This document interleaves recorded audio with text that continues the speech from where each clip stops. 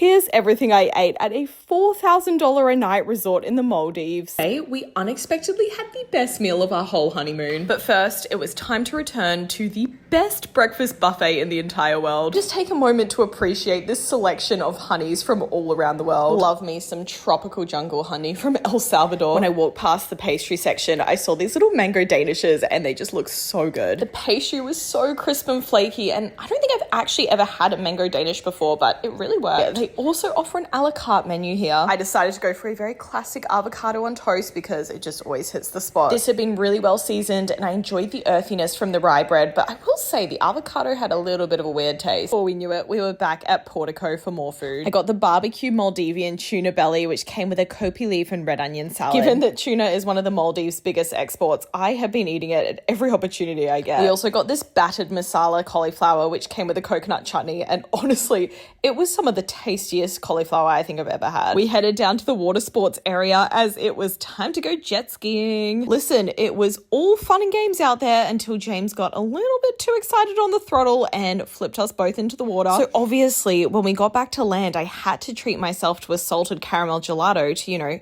heal my trauma. For dinner, we headed to Helios, which is a Mediterranean restaurant literally right on the beachfront. If it wasn't so cloudy, this would have been the most epic sunset spot. We were so excited when we saw a Sauvignon Blanc from Craggy Range on the wine list, as this is one of our favorite wineries in the world. This is probably the most expensive bottle of wine we've ever bought, but honestly, it was so worth it in the moment. Then it was time for dinner, and as I mentioned at the start of the video, this was the best meal we had on our whole honeymoon. We started with these aubergine chips paired with a slightly smoky aubergine walnut puree. They were a little salty, a little sweet, and super crunchy, and honestly, so unbelievably delicious. Next up, we had the prawn scordalia, and I think this has to win dish of the night. Those prawns were just so juicy. The flavors of the tomato, garlic, chili, parsley, and feta were just insane. We also had the grilled octopus, which came on top of a smoked potato puree. The octopus was nice and meaty without being chewy. That mashed potato was nice and silky, and the herb oil really brought another dimension to the dish. We also got some grilled asparagus, which came topped with za'atar, which I thought was a lovely addition, as well as some saffron butter rice, which was so fragrant and very addictive. Finally, we got the baked lobster, which we were really excited for, but this was kind of the only letdown of the meal. The lobster was topped with a thick layer of cheese, which I felt kind of took away from the delicate flavor of the lobster. I obviously still enjoyed it because, it's lobster, but yeah, definitely wasn't my favorite dish. Stay tuned for day 4, as you will not believe the accommodation we stayed in next.